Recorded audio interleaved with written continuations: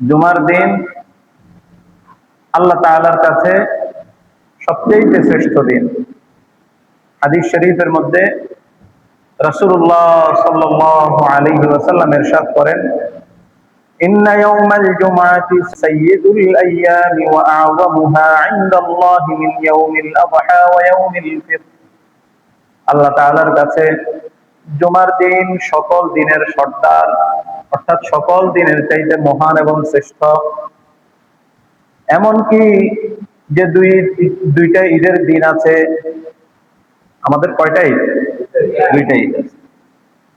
কি কি? ঈদুল ফিতর এবং ঈদুল আযহা। নবীজি বলেন এই যে দুইটা ঈদ, এই দুই ঈদের দিনের চাইতেও আল্লাহর কাছে জুমার দিনটা শ্রেষ্ঠ। সুবহানাল্লাহ। 6 দিন পর পর ঘুরে ঘুরে সপ্তম দিন আমাদের কাছে জুমাবার আসে, এই জন্য আমাদের কাছে গুরুত্ব কম, অবহেলা বেশি। জুমার দিনের যে শ্রেষ্ঠত্ব, এটার অনেক কারণ আছে। এর মধ্যে থেকে আজকে আমরা যদি সময় হয় ইনশাআল্লাহ 6টা বিষয় আলোচনা করব। আল্লাহ তাআলা আমাদেরকে বুঝার আমল করার তৌফিক দান করেন। এক নম্বর তো বললাম যে আল্লাহ তাআলার কাছে এটা শ্রেষ্ঠ দিন। আল্লাহ তাআলার কাছে কোন দিন?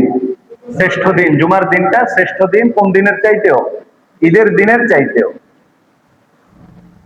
এটা তার একটা শ্রেষ্ঠত্বের কারণ যে আল্লাহর কাছে এই দিনটা মূল্যবান।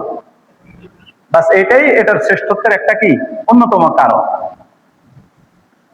2 নম্বর, রাসূলুল্লাহ সাল্লাল্লাহু আলাইহি ওয়াসাল্লাম বলেছেন যে জুমার দিনের 5টা ঐতিহাসিক ঘটনা আছে, 5টা বৈশিষ্ট্য আছে জুমার দিনের, যার কারণে এই দিনের একটা বিশেষত্ব।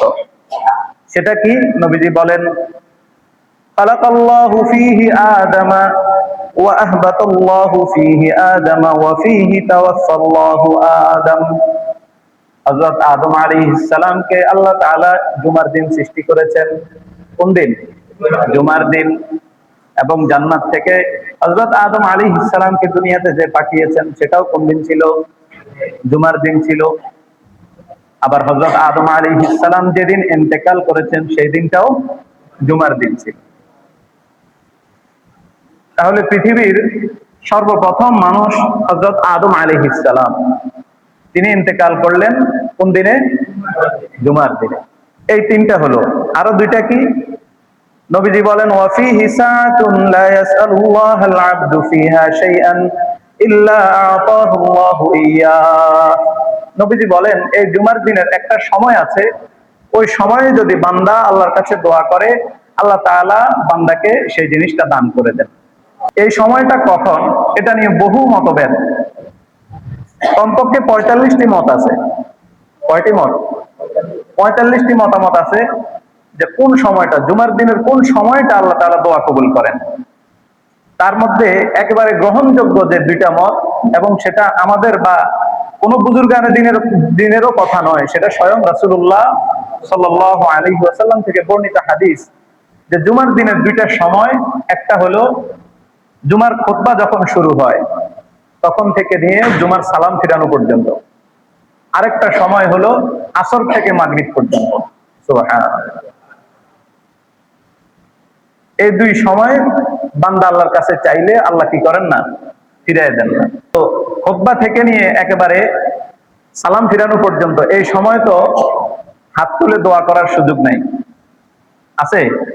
দোয়া করার তো সুযোগ নেই। কিন্তু এই সময় পুরাটাই যে আমলগুলো হয়, এই পুরাটাই একটা দোয়া। নামাজ একটা দোয়া, মুনাজাত।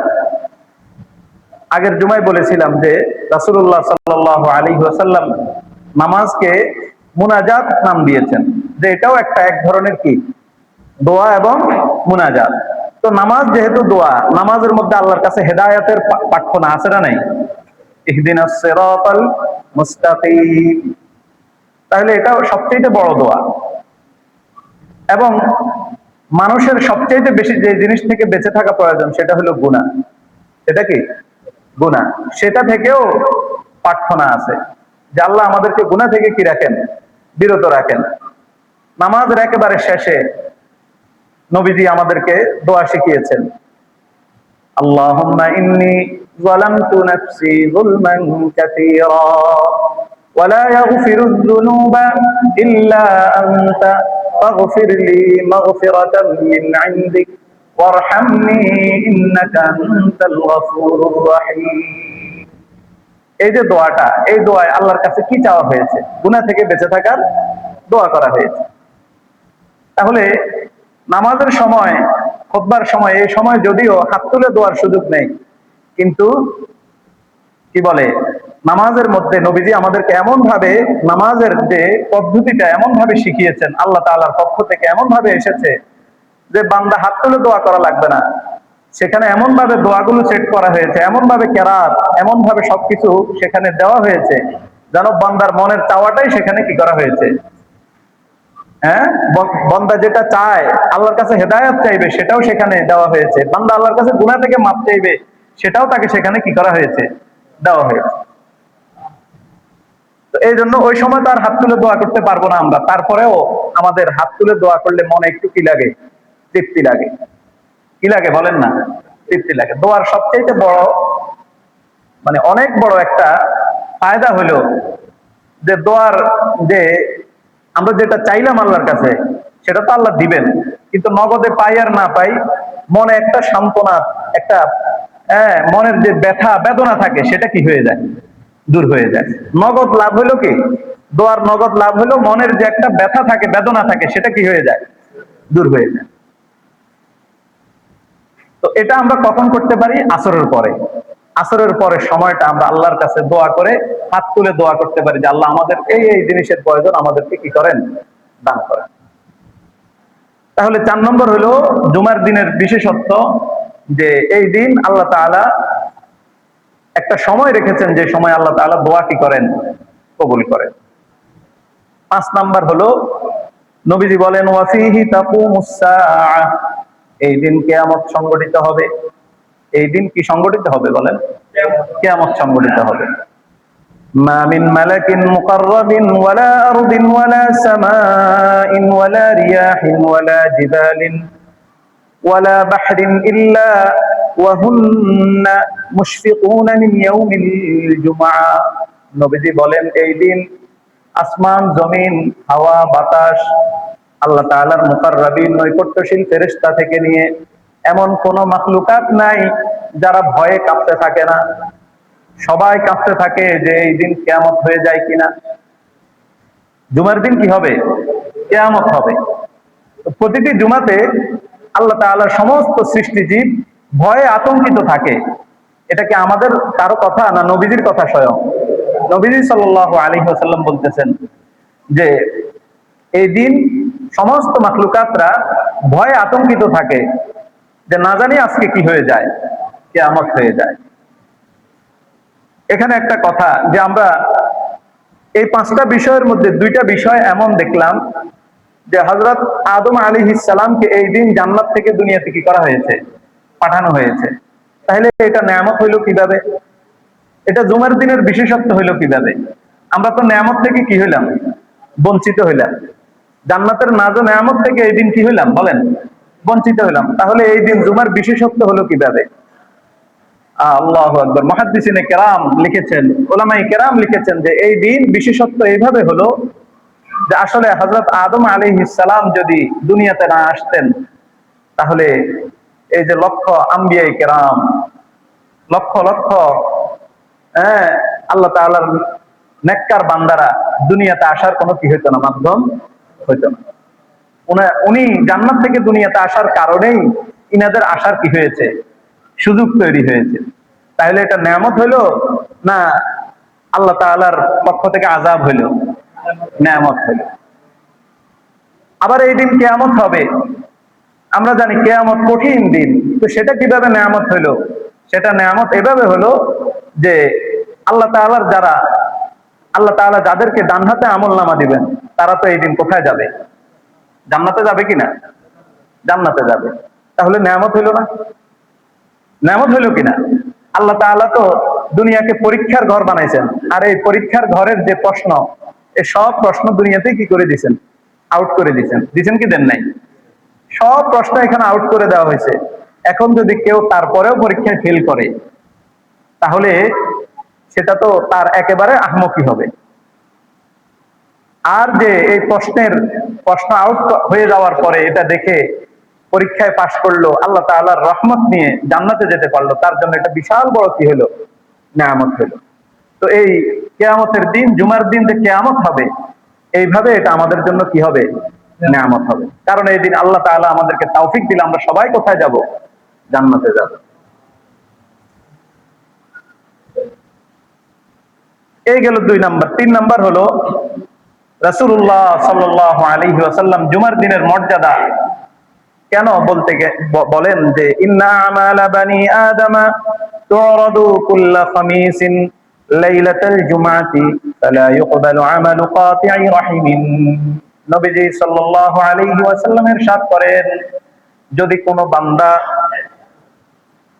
প্রত্যেক জুমার রজনীতে, কোন রজনীতে, জুমার রজনী, জুমার রজনী কোনটা, বৃহস্পতিবার দিবাগত রাত, বৃহস্পতিবার দিবাগত রাত। আর জুমার যে দিন, এই দিনের আগের রাত, এটা হলো কি রাত, জুমার রাত। এই জুমার রাতে আল্লাহ তাআলার কাছে বান্দাদের নেক আমল পেশ করা হয়। সুবহানাল্লাহ। বান্দার পুরা সপ্তাহের আমল আল্লাহর কাছে এই দিন কি করা হয়, পেশ করা হয়। প্রতিদিনও পেশ করা হয়। প্রতিদিন আমরা জানি সকালে ফেরেশতারা আসেন, আবার বিকালে ইনারা চলে যান, বিকালে আরেক দল ফেরেশতা আসেন, সকালে ওনারা কি করেন, চলে যান। তো এই জন্য সকাল এবং বিকালে নবীজি বিশেষভাবে আমলের কথা বলেছেন, যাতে করে বান্দার শেষ আমল এবং শুরু আমল, একদল ফেরেশতা আসলে তাদের কি হবে, লেখা শুরু হবে, আর যারা যাবে তাদের কি হবে, শেষ হবে, ঠিক না? তো বান্দার শুরু এবং শেষটা যেন সুন্দর থাকে। আল্লাহর কাছে যখন বান্দার নেক আমল পেশ করা হবে, তখন আল্লাহ যেন বান্দার শুরু এবং শেষটা দেখি বলে, যাও, তার তো সব সুন্দর দেখা যায়, উপরেও ভালো দেখা যাচ্ছে, নিচেও কি দেখা যাচ্ছে, ভালো দেখা যাচ্ছে, তো ভিতরের গুলো আর দেখলাম না। আল্লাহ কি করে দিবেন, আল্লাহ তাআলা পুরা সপ্তাহের আমলটা বা পুরা দিনের আমলটাকে কবুল করে নিলেন। এই জন্য সকাল এবং সন্ধ্যার আমলটা নবীজি বিশেষভাবে গুরুত্ব দিতে বলেছেন। এইভাবে প্রতিদিন যেমন আল্লাহর কাছে আমল পেশ করা হয়, আর পুরা সপ্তাহের আমলটা জুমার দিন কি করা হয়, জুমার রজনীতে কি করা হয়, পেশ করা হয়। এই জন্য জুমার দিনের এত গুরুত্ব। নবীজি এই কথার সাথে আরেকটা কথা যোগ করেছেন, যে ব্যক্তি আত্মীয়তার সম্পর্ক ছিন্ন করে, আত্মীয়তার সম্পর্ক ছিন্নকারী ব্যক্তির আমল আল্লাহ তাআলা এই রজনীতে কবুল করেন না। যার আমল নামা আসলো, পুরা সপ্তাহের আমল নামা, আল্লাহ দেখলেন যে সপ্তাহে সে আত্মীয়তার সম্পর্ক কি করেছে, ছিন্ন করেছে, তো তার আমল আর কি করেন না, কবুল করেন না। আল্লাহ তাআলা আমাদেরকে হেফাজত ফরমান। 4 নম্বর নবীজি ইরশাদ করেন, মা মিন মুসলিমিন ইয়ামুতু ইয়াউমাল জুমআতি আও লাইলাতাল জুমআতি ইল্লা ওয়াকাহুল্লাহু ফিতনাতাল কবর। নবীজি বলেন, জুমার দিন অথবা জুমার রাত, বৃহস্পতিবার দিবাগত রাত, এই সময় যদি কোন মুসলমান ইন্তেকাল করে, আল্লাহ তাআলা তাকে কবরের আযাব থেকে মাফ করে দিবেন। এটা কি সহজ ব্যাপার না অনেক বড় ব্যাপার? অনেক অনেক বড় ব্যাপার। নবীজি হাদিস শরীফে ইরশাদ করেছেন, মান মাতা ফাকাদ কামাত কিয়ামাতুহু। যে ব্যক্তি মারা গেল, তার কিয়ামত তখন থেকে কি হয়ে গেল, শুরু হয়ে গেল। কারণ আখিরাতের সফরের প্রথম মঞ্জিলে হলো কি, কবর। এই কবর থেকে আখিরাতের সফর শুরু। তো যে কবরে নিরাপদ হয়ে গেল, তার হাসরও নিরাপদ, ইনশাআল্লাহ তার পৌঁছার তো নিরাপদ, সে জান্নাতে কি করবে, যাবে। জুমার দিন যদি কেউ ইন্তেকাল করে, আল্লাহ তাআলা তার কবরের আযাবকে কি করে দেন, মাফ করে দেন। অনেক বড় ব্যাপার। আল্লাহ তাআলার কাছে জুমার দিনের ইন্তেকাল, জুমার দিনে যেন আমাদের মৃত্যু হয়, কোন নেক আমল করা অবস্থায় যেন আল্লাহ আমাদেরকে মৃত্যু দান করেন, এগুলো আল্লাহর কাছে চাইতে হয়। সুন্দর মৃত্যু আল্লাহর কাছে কি করতে হয়, চাইতে হয়। আল্লাহ আমাদেরকে খাতেমা বিল খায়ের করেন, মানে আমাদের শেষটা কি করেন, সুন্দর করেন, ভালো করেন। কারণ যার শেষ সুন্দর, তার সবকিছু কি হবে, সুন্দর হবে। বলে না, শেষ ভালো যার, সব ভালো তার। এই জন্য শেষটা যেন ভালো হয়। আর শেষটা কার ভালো হবে, যে সারা জীবন ভালো করেছে। যার সারা জীবন ভালো চলেছে, তার শেষটা কি হয়, ভালো হয়। এটা তো হলো একটা মৌলিক কথা।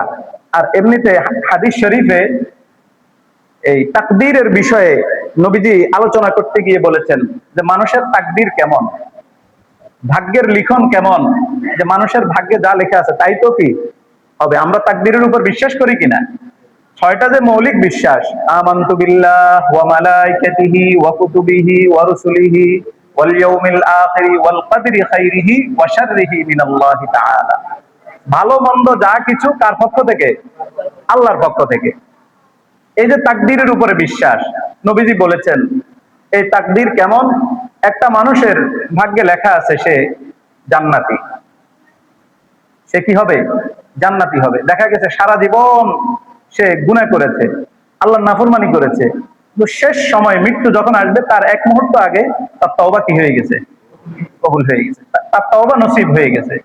সে অনুশোচনায় আল্লাহর কাছে ফিরে আসছে, বাস আল্লাহ তার তওবা কবুল করে তাকে জান্নাতি করে দিয়েছে।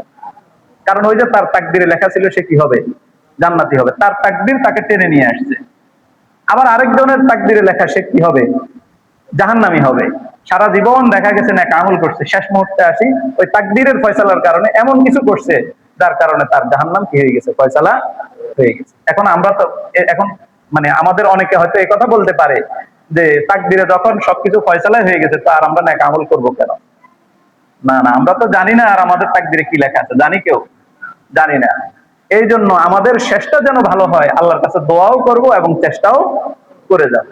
আমাদের কাজ এতটুকুই যে আমরা চেষ্টা করব এবং আল্লাহর কাছে দোয়া করব যে আল্লাহ আমাদের শেষটা ভালো করে দেন, শেষটা ভালো করে দেন। তো যে দোয়া করে আল্লাহ তাআলা তার দোয়া কি করেন না? ফিরাই দেন না। ওলামায়ে কেরাম একটা চমৎকার এই ক্ষেত্রে নুসখা বলেন, একটা টিপস দেন যে 2 রাকাত নামাজ খুব এক মনে আল্লাহ তাআলার দিকে ধ্যান খেয়ালের সাথে আদায় করে এরপরে একবার কালিমা পাঠ করবে, কালিমায়ে শাহাদাত পাঠ করবে, এরপরে আল্লাহর কাছে বলবে যে আল্লাহ এই কালিমাটা আপনার কাছে আমানত রাখলাম। সুবহানাল্লাহ বলবেন না? আপনার কাছে এই কালিমাটা কি রাখলাম? আমানত রাখলাম। আপনি আমাকে আমার মৃত্যুর সময় এই আমানত ফিরাই দিয়েন। সুবহানাল্লাহ। আপনি আমাকে মৃত্যুর সময় আমার এই আমানত কি করেন? ফিরাই দিয়েন। আর আপনি সবচেয়ে বড় কিকারী, আমানত রক্ষাকারী। আপনার চাইতে বড় আমানত রক্ষাকারী আর কেউ নাই। আপনি আমার শেষ সময় আমাকে আমার এই কালিমা ফেরত দিয়েন, আপনার কাছে এটা আমানত রইল। এই আমল করতে পারবো তো সবাই ইনশাআল্লাহ? তো এই জুমার দিনের ইন্তেকাল আল্লাহ তাআলা কবরের আযাবকে মাফ করেন। 5 নাম্বার, আমরা জানি সপ্তাহে 7 দিন, কোন দিনের নামে কোরআন শরীফে কোন সূরা নাই, আছে? আছে নেই? কোন দিনের নামে কোন কি নাই? সূরা নাই। কিন্তু জুমার দিনের নামে একটা কি আছে? সূরা আছে, সূরা জুমআ। একটা সূরাই আছে, সূরা জুমআ। তাহলে জুমার গুরুত্ব কত বেশি এবার বুঝেন? কম না বেশি? অনেক অনেক বেশি। এটা তো গেল এখন পর্যন্ত দুনিয়ার হিসাব। আখিরাতে জুমার দিনের নাম হবে ইয়াউমে মাজিদ। ইয়াউমে মাজিদ, বৃদ্ধির দিন, দানের দিন। আল্লাহ তাআলা দানকে এই দিনে জান্নাতে বৃদ্ধি করে দিবেন। এমনিতে তো জান্নাত নাজ ও নেয়ামতে পরিপূর্ণ, তারপরেও আল্লাহ তাআলা জান্নাতে এত দান করবেন এই দিনে যে সবাই বাধ্য হয়ে এই দিনের নাম কি দিবে? ইয়াউমে মাজিদ। আল্লাহ তাআলা আমাদেরকে জান্নাতে এই দিন একত্রিত হওয়ার তৌফিক দান করেন। কিন্তু এই দিন আমরা সবচেয়ে অবহেলা করি, অথচ এই জুমার কত ফজিলত আমরা যে শুনলাম, ফজিলত কি কম মনে হইলো না অনেক বেশি মনে হচ্ছে? অনেক অনেক বেশি। হাদিস শরীফে রাসূলুল্লাহ সাল্লাল্লাহু আলাইহি ওয়াসাল্লাম বলেছেন, মান গাসালা ইয়াউমাল জুমআতি ওয়াগতাসালা ওয়াবাক্কারা ওয়াবতাকারা ওয়ামাশা ওয়ালাম ইয়ারকাব ওয়াদানা মিনাল ইমাম ফাসতামা'a ওয়ালাম ইয়ালগু কানা লাহু বিকুল্লি খুতওয়াতিন আমালু সানাতিন আজরু সিয়ামিহা ওয়া কিয়ামিহা। নবীজি বলেন, জুমার দিন ভালোভাবে গোসল করে কেউ এই কোনো বাহনে আরোহণ না করে মসজিদে যদি পায়ে হেঁটে আসে এবং ইমামের কাছাকাছি বসে, যতটুকু কাছে সে যেতে পারে ততটুকু কাছে গিয়ে কাছাকাছি গিয়ে বসার চেষ্টা করে এবং খুব মনোযোগের সাথে খুতবা শুনে, খুতবা না বুঝলেও খুব মনোযোগ দিয়ে কি শুনতে হয়? খুতবা শুনতে হয়। নামাজের এই যে কেরাত পড়া হয়, কেরাতের অর্থ কি আমরা সবাই বুঝি? কিন্তু নামাজে মনোযোগ দিতে হয় কিনা? দিতে হয়। তো এই জন্য খুতবাটাও নামাজের 2 রাকাতের, 2টা খুতবা 2 রাকাতের পরিবর্তে কিনা অন্যদিন আমরা তো 4 রাকাত পড়ি, এই সময় 4 রাকাত পড়ি কিনা? তো এই খুতবার সময় 2টা খুতবা 2 রাকাত নামাজের সমান। এই সময় কোন ধরনের কথাবার্তা কোনো কিছু না বলে একদম চুপচাপ খুতবা মনোযোগ দিয়ে শুনে, ওয়ালাম ইয়ালগু, এবং নবীজি বললেন সে কোনো অনার্থক কাজ করে না। এই সময়ে কোনো কি করতে পারবে না, অনর্থক কাজ করতে পারবে না। এটা খুব গুরুত্বপূর্ণ। নবীজি বলছেন পাশে কেউ কথা বলতেছে, তাকে যদি বলে যে কি থাকো, চুপ থাকো, এটাও অনর্থক কাজ। এই অনর্থক কাজ যদি করে, জুমার দিনের ফজিলত কি হয়ে যাবে? নষ্ট হয়ে যাবে। কি হয়ে যাবে বলেন? নষ্ট হয়ে যাবে। তাহলে ফজিলতটা কি শুনতে মনে চায়? এই ফজিলত বলে শেষ করলাম। ফজিলত হলো, নবীজি বলেন কানা লাহু বিকুল্লি খুতুওয়াতিন আমালু সানাহ আজরু সিয়ামিহা ওয়া কিয়ামিহা।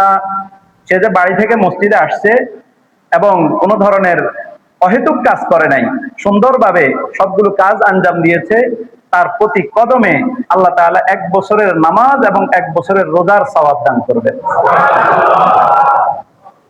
প্রতিটি কদমে, প্রতিটি কদমে কদমে দান করবেন। এত বড় সওয়াব পেতে হলে শর্ত কিন্তু খুব সহজ, শুধু কি থাকতে হবে? চুপ থাকতে হবে। আল্লাহ তাআলা আমাদেরকে বুঝার তৌফিক দান করেন।